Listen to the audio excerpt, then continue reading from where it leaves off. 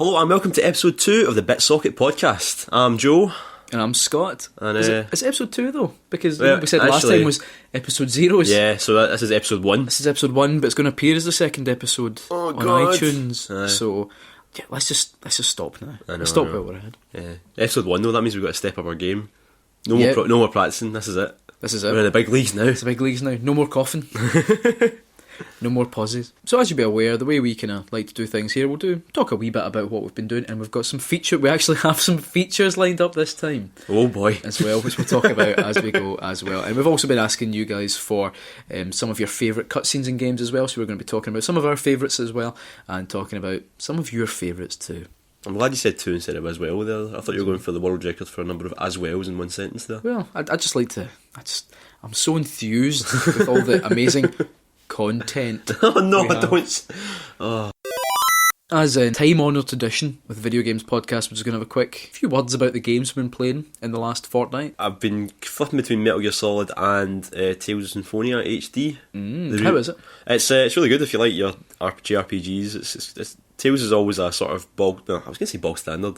It's a fairly vanilla RPG series. And Tales of Symphonia was the first 3D one back in the day, so they've re-released it in HD. And it's quite nice. The only disappointing thing is that even though it's in widescreen and all that, which you'd expect, and HD, they've cut it down to 30 frames per second. Here we go. I know. But it's just like, if you're going to bring out an HD version or something, surely it should be full speed. Is it quite noticeable? Well, it's noticeable if you play it in next to other Tales games, because even the new ones. So, how many TVs do you have set up at home? No. So I played Tales of Xillia for a little bit, and then I went to Tales of Symphonia. And Xillia, the fights are in 60 frames per second, but oh god, I can't believe I started the podcast with chat about frame rates. It is a good game though. I know it is a really good game though.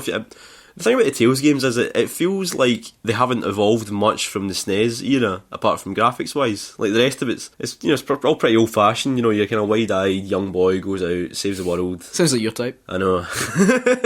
It's all pretty jolly. It kind of treats fairly heavy subjects like racism and stuff like that and genocide, but with a sort of anime kind of whimsy rather than the kind of the gravitas it deserves. But no, it's good fun, and it's a lovely wee game. I mean, I say wee game, it's actually one of the biggest JRPGs. I've not yet played the sequel, which is also on the disc, but I've heard that's pretty awful, so I don't think I will. Yeah, well, I mean, I'm quite tempted with it, because I mean, like you, I like the Tales games, and I quite like a wee JRPG. Yeah. But I've got enough of that type of game. While I know I do add too many games to my pile, I try and make them at least games that I'm like, right, well, no, that's completable within a set period of time, whereas JRPGs, it's a bit much. You know what's weird? I love JRPGs, right? Tales isn't one of my favourites, and yet I've got more Tales games than any other JRPG, because there's been so many recently. You've only completed one of them though. Yeah, no, that's true. I've completed Tales of Xillia. I know, I need to play it. Me. I know. But it's good fun. I'm really enjoying playing it. I like the fact that the fights are so just action packed rather than the turn based stuff you get in other games. I like the characters, even though one of them's pretty annoying, but I like the main character. I think for me, I've always liked them because of how the combat is. It's quite immediate, which I always think's more entertaining. Yeah. I think it's also got, how we always kind of like the kind of older gentleman characters in these games. The older gentleman. So Tales of Graces had Malik, which he's the old guy, kind of rough. Then Tales of Xillia had the old guy, Hubert, who he was really cool. This one's got was it not Albert? Albert, that was it, Albert and Hubert. This one's got a kind of older guy who's voiced by Cam Clark. Really? Liquid Snake. This is back, because obviously it was released back in the day when Cam Clark was one of the most prolific voice actors. I love a good bit of Cam Clark. What's your favourite Cam Clark? My favourite. Is it Liquid, you think? Or? It probably is Liquid. Aye. Did you like my sunglasses? That was the worst impression as well. Have at you, Snake. Oh god, I made him sound like the Penguin. Awful. But yeah, I think jeez. It sounded like a Radcliffe rather than Hello, Snake. I'm your brother. I bet you didn't see that coming. God, imagine that. Oh god. I've just made the works of Hideo Kojima worse. I'm you. I'm your shadow. That's too good, actually. That's gone past the. Oh, that's quite a good passing. Passing impression that's going to to the be point like, where this guy's practiced this, taking hasn't he? time. He's taking time. He's watched the cutscenes and done it back.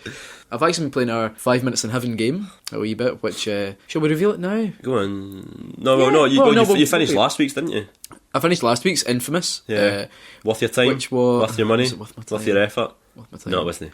Why are you playing that? You've got so many amazing games to play. I know. The problem is, see when you own... Shitey McShite. Right, it wasn't Shitey McShite. It was... Okay McBoring. It was okay McCrapperson. It wasn't that bad, and some of the things the game did were good fun, and it did look very nice. And the problem is, it looked nice but boring. It looked when you own a next gen console, right, and there's not a lot of games coming out for the next gen console. See when a game, I'm saying the word game a lot here. Yeah. See when something is released on that console, you kind of just think, oh fuck it, I need to buy it, and it's an awful way to think, because that's why some games that really shouldn't get the big sales will. But it wasn't bad. But it was a game that I finished, traded, and got the magnificent Dynasty Warriors 8. Yeah. Which I've been playing on the PS4, which, I mean, yes, graphically speaking, you wouldn't say this is a next-gen game. Or, well, current-gen game, who knows. This isn't a PS4 game, visually, but it plays really smoothly and it is extremely funny to play. Yeah. So. There's one more game I've been playing recently a lot, and it's Crazy Taxi on the iPhone. And it's actually, this is one of the best touchscreen versions of conversions of a game I've ever played. It's so good. It's quite new, this one? I think it came out last year, but nobody bought it because, like me, nobody wants to spend money on anything, but Sega, in their infinite stupidity, made it free for a day to celebrate the new Crazy Taxi game they're bringing out, which looks rubbish. So they brought out the old one, made it free so you can just download it and play it, and it's so good. Really? Because it's like, it plays so smoothly, it's widescreen, it's exactly the game that you remember, and the touchscreen controls actually work, because instead of like trying to replicate the whole experience where you have to change gears and all that, it just gives you forward, backwards, left and right. And all you do to do all the special moves like the drifts and all that, instead of having to shift gears like you used to, you just double tap left or right, or double tap the drive button to do a crazy dash or whatever. Oh, it's brilliant. So you don't have to go into reverse and forward. forward. Yeah, that thing that you could never do. Yeah. Well, I could do it sometimes, but I wasn't very good. No, it's so good. It's Are you still boring to watch playing it though?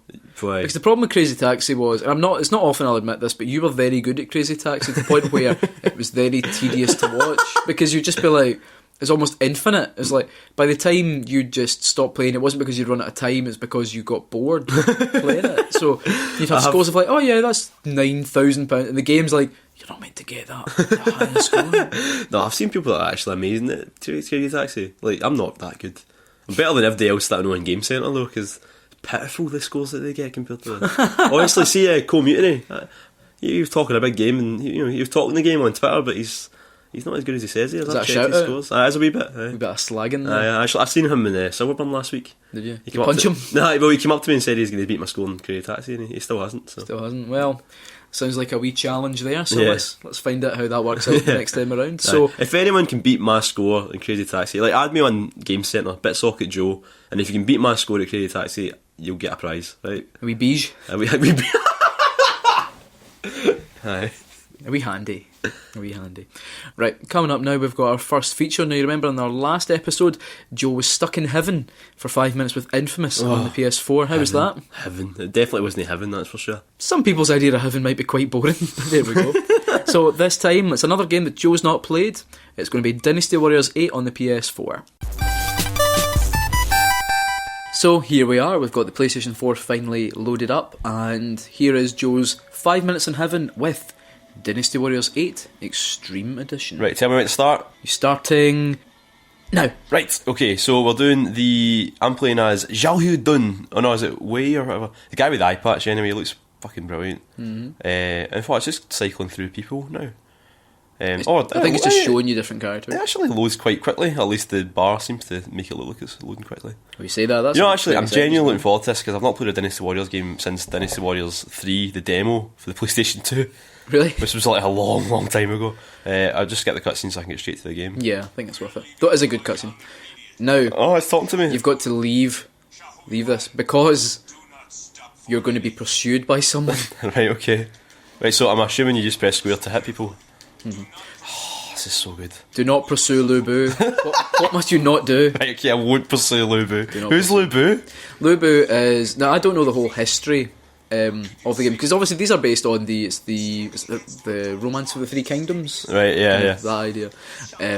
So these are essentially, a lot of these people are real living people. Obviously they didn't have access to superpowers. Right, okay. The idea is you're once- escaping from the castle, because I think if you look behind you, I think we may actually see Lu Bu coming. Oh, right, okay, wait a minute. Lu Bu will destroy I you. just picked up some armour there. Right, so what's the buttons? I'm pressing square a lot here. So square is your basic attack. Right. Triangle is a stronger attack. Right.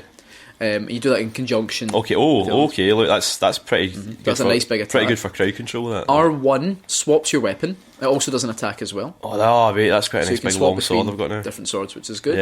Yeah. X to jump. Yep. Circle does your special attack when your little bar under your health bar is Yep. full, and clicking R3 when the bar next to your character fills up puts you into rage mode. All right. Okay. As well.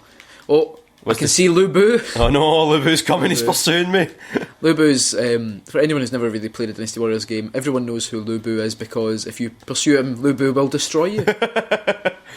There we go. So you're trying to, in this part, you're just trying to get these doors open so you can get away. However, Lu Bu has entered the fray. Oh, here we go. Oh, what? Oh no. There we go. Oh, okay. So quick, go. Yeah, I'm going. Right, keep going. It's great. The voice acting in this game is absolutely hilarious. It's great. All the kind of lieutenant characters who just slag you off when you're getting near them. This is really good fun, actually. I liked how simple it is. Oh wait, there's Lu Bu. He's Lu here. Bu. Why is he on fire? And Joe has Oh, died. he defeated me. Defeat. It's interesting. So you didn't pursue Lu Bu. He pursued me. He pursued you. Death pursued me. Right, let's try again. It's quite nice as well that we touch with the PS4 controller. It comes out the speaker on the controller as well. That's quite right, okay.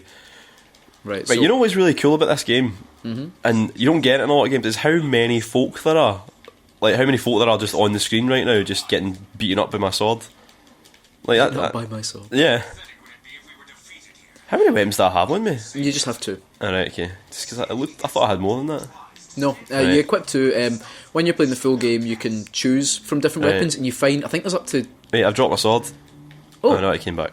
you can get up to, I think it's like 1,200 different weapons. There's so many of them. They also include things like magic scrolls and That's mental. things like that. So if you go after the named villains, Yeah. you see, like Li Ming there, Yeah. take those guys out, they can then start unlocking where you're meant to be going. Right, got So him. it says here, the corridor gates, so head where you were going there before before Lu Bu started destroyed coming. you.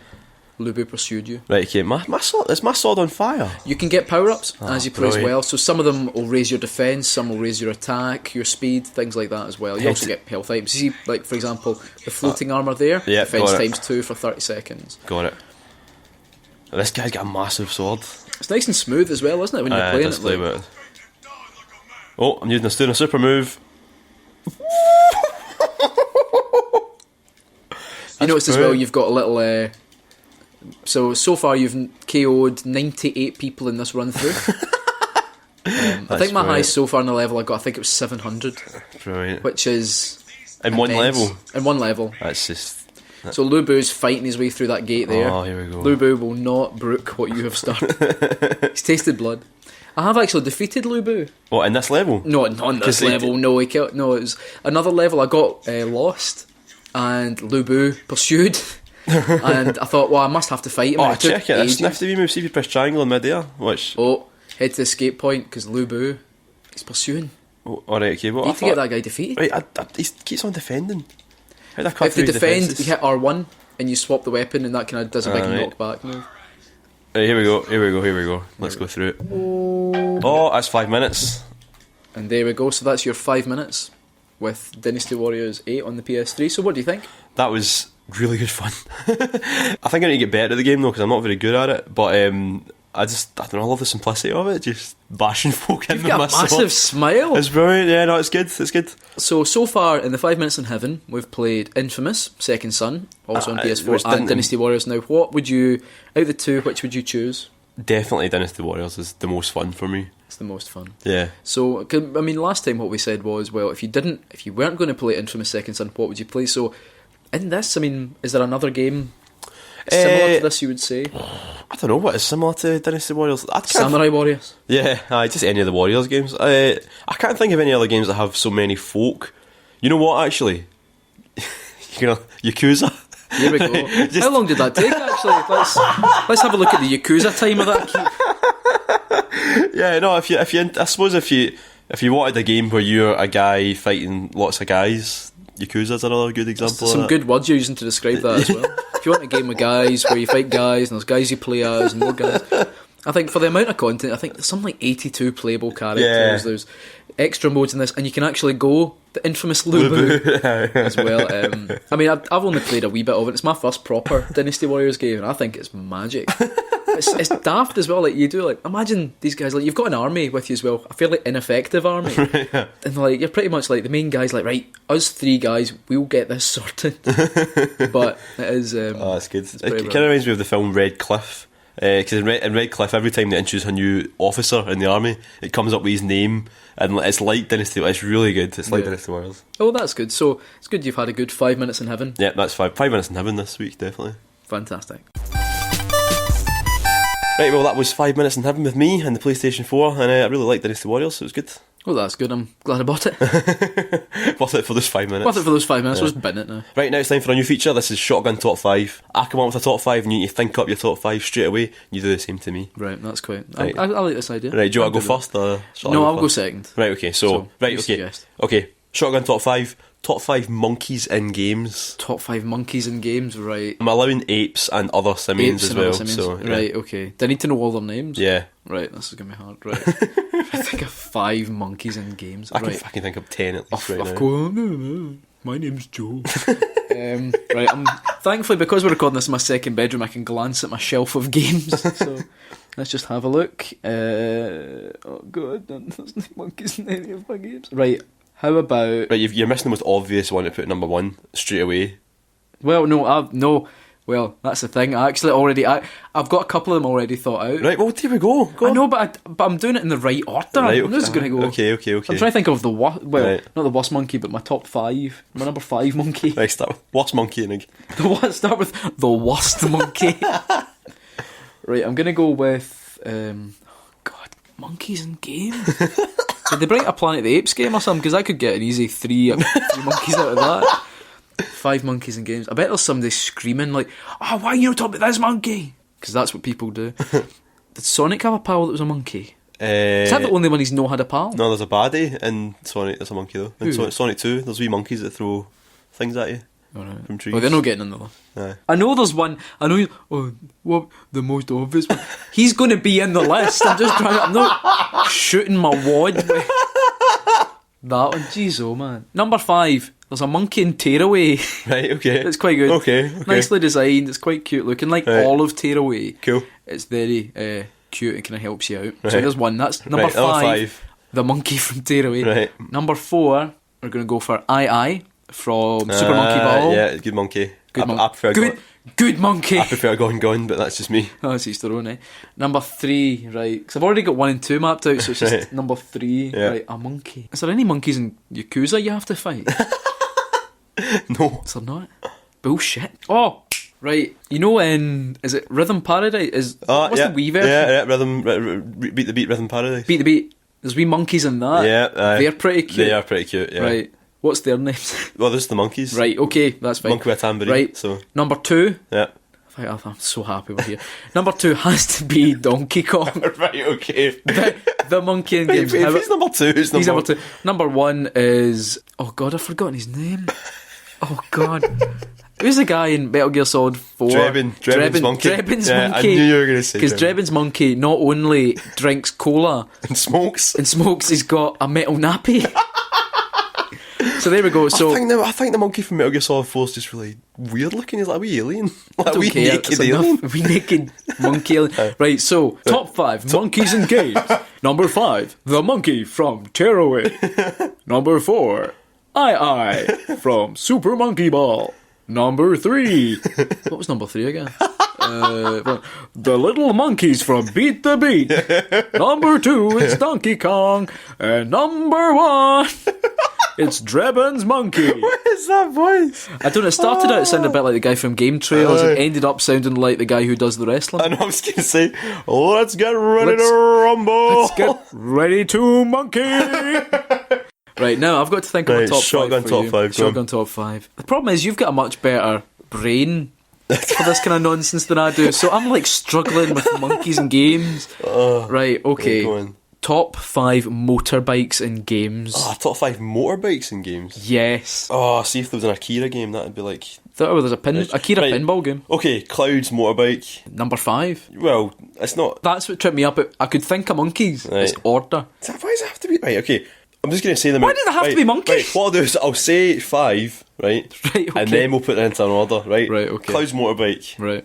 What's her name? Rosalina from Mario Kart when she's riding the motorbike. Right, okay. She instantly makes the motorbike cool. Right, okay. Because she's the best character. Oh, the Spy Hunter one. Spy Hunter for PS2. Yep. Transforms from a car into a boat into a motorbike. Can't get much cooler Where do all than the that. extra bits go? It just fall off. And once you start into the bike, you can't go back. Well, that'd be a great thing. It's like, all right, that's great. Now, quick, turn back into the car. It turns back into half a car. Yeah. It's like, all right, but we can't. Oh, The first time, see the PCJ 600 or whatever it's for Vice City.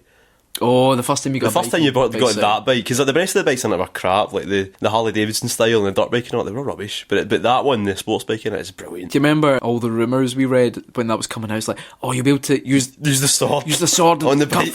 and the chainsaw. Right, so you've got 4. Last has to be. Oh, wait a minute. There's one I've got in my mind that I'm surprised you've not said. So. Right, our number 1 bike. Right, number 1 coolest motorbike. There's been a Tron game, hasn't there? So that means that Yes. number 1 has to be Light Cycle. Right. A Light Cycle. So I'm quite surprised you've not mentioned that your man in Shenmue not ride a motorbike. Fuck! He does! No, it's too late. You've picked the top 5.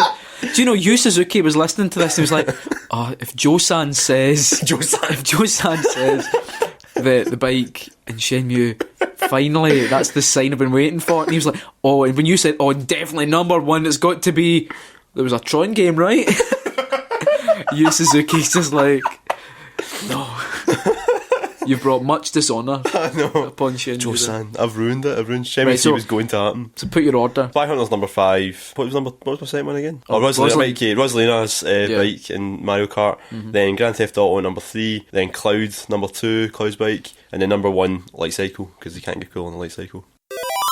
So, in a wee change to what we did last time, rather than just asking people for questions that we would answer, we thought we'd do something kind of along a theme. Yeah, last night me and Scott were out for a drink with Kim and Alison, and we were talking about cutscenes and stories in games, and me and Scott, it turns out, are really big fans of stories and cutscenes, and the girls aren't. So we thought we'd find out what some of your favourite cutscenes are as well. Yeah, definitely. So, right, kick us off. What do they say on Twitter? So let's have a look here. So there's quite a few good ones here. This is from Thomas on Twitter, and he said the Metal Gear Solid 2 casting theatre, where you replace Solidus with Raiden. Yeah. I loved that feature. Yeah. In fact, that was missing. That was only in Metal Gear Solid 2, wasn't Yeah, it? it was, wasn't even in 3, yeah, because yeah. in 3, in the special edition Subsistence, they gave you the ability to watch the whole thing as a movie. Yeah. And then in 4, they just didn't give you a fucking thing. Yeah, They yeah. just said, "Oh, you want to watch that cutscene again? That's great. Play the game again."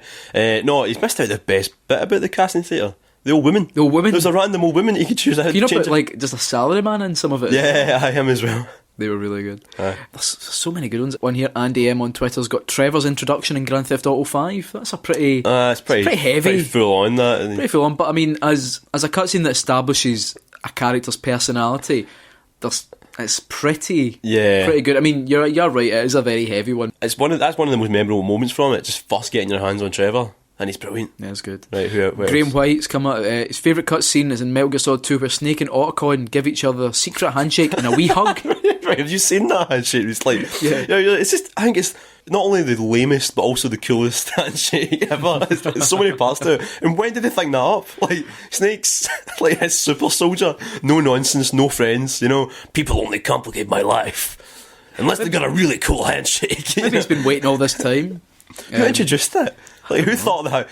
Snake, do you want to do this handshake idea that I thought of? Let's have a look here. Cyborg Monkey, the moment in Persona 4 when your persona is first realised.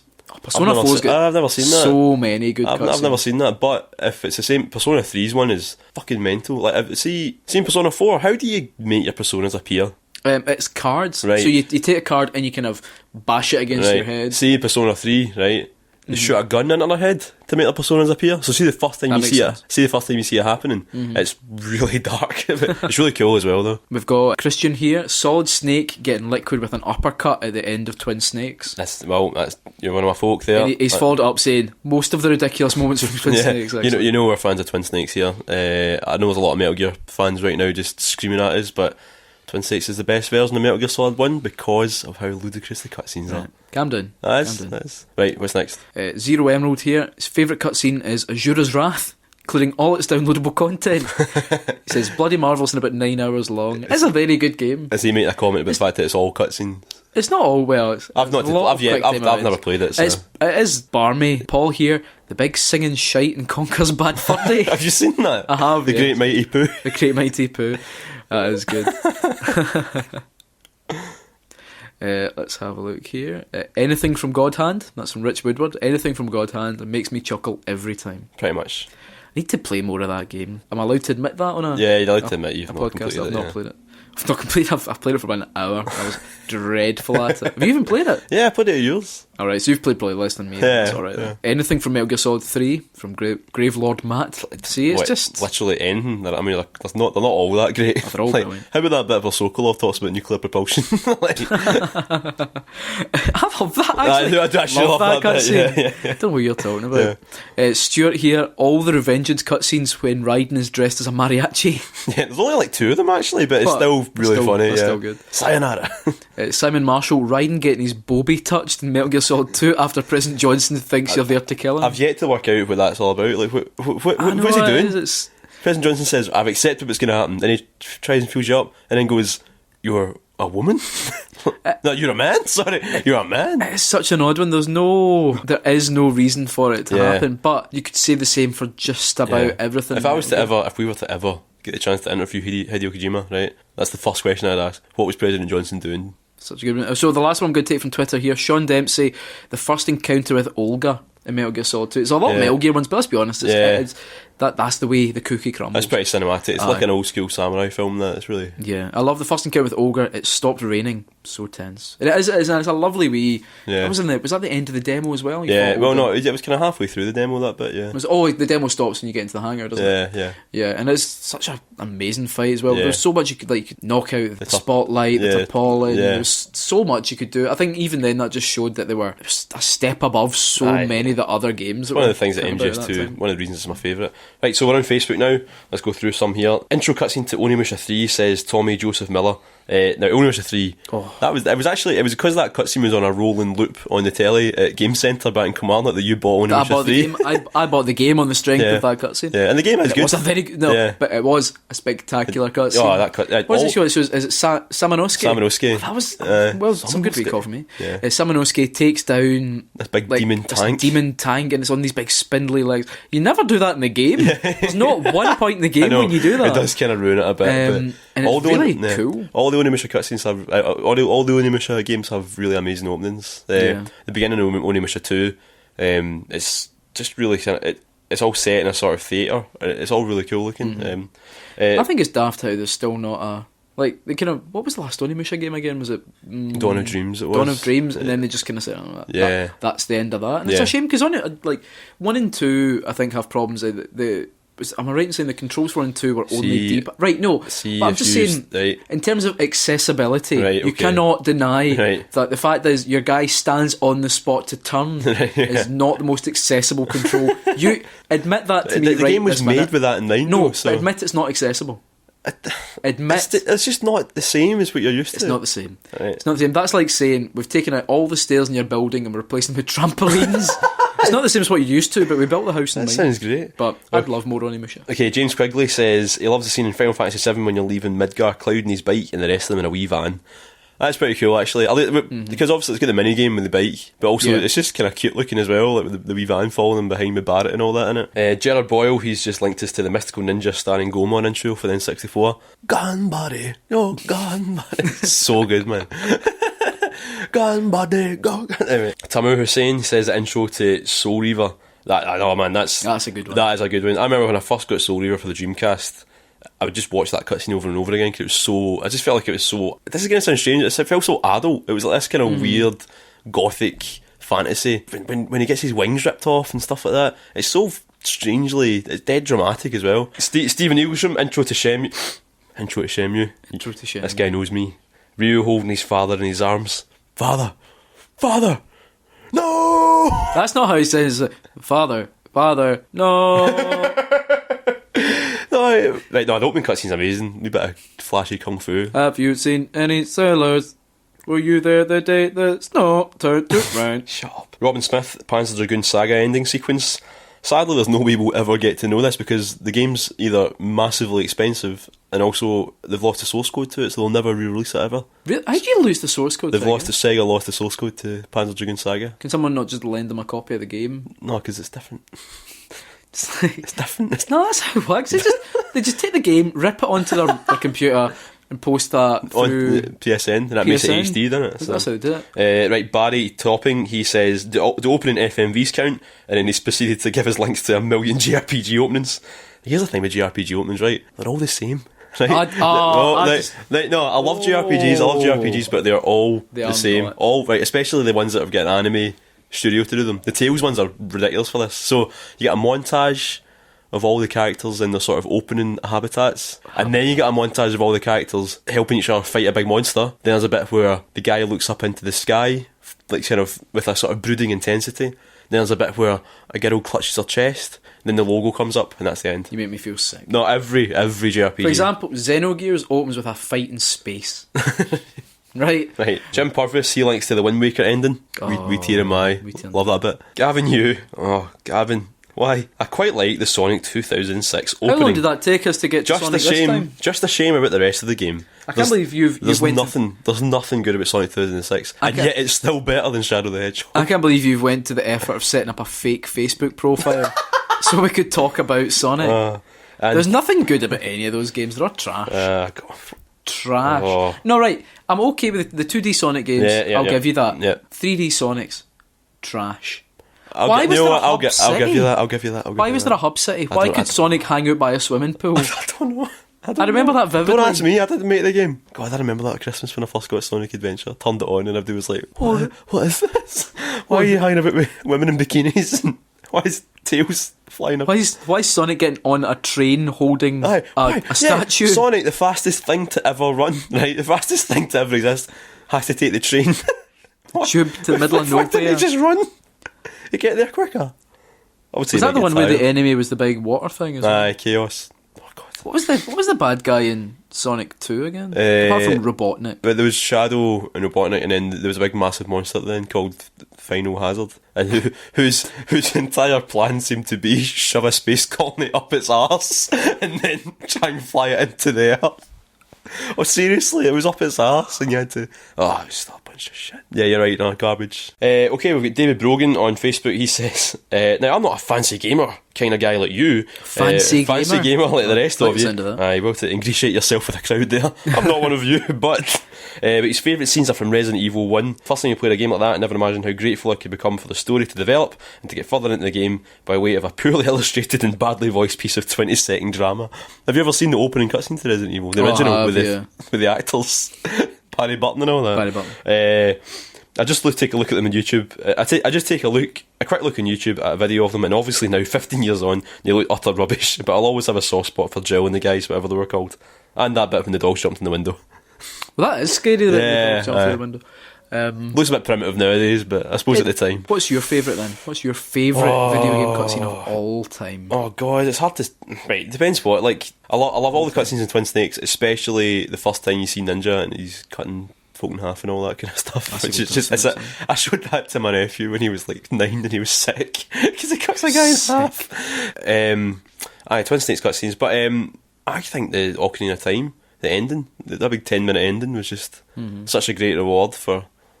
finishing the game and beating Ganondorf and all that. For me, a good cutscene isn't just one that looks really cool, that helps, yeah, but it's one that explains a lot of the story, or gives examples of it. So probably one of my favourites would be, fun enough, another's Zelda one. They're always quite, because Zelda cutscenes aren't very frequent, but they usually tell the story very well. It's in Wind Waker when Link meets Ganon for the first time, and he runs up to... At this point, you've got You don't have the Master Sword at this point. You got the Master Sword. Oh, you do have the Master Sword, Yep. But it's not charged. Yep. It's not fully. You're not fully charged. Yeah.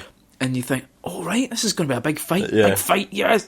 And you run up to him, and then he just backhands you. He just slaps you away. Yeah. just slaps you away, and it's like, it's great. It was just great because it summed up that bit. It's like, right, you've only gone so far. And when you play Zelda games, you do play them with the awareness of, right, I do 1, 2, 3 dungeons, then I fight a boss, then things change, and then I keep going.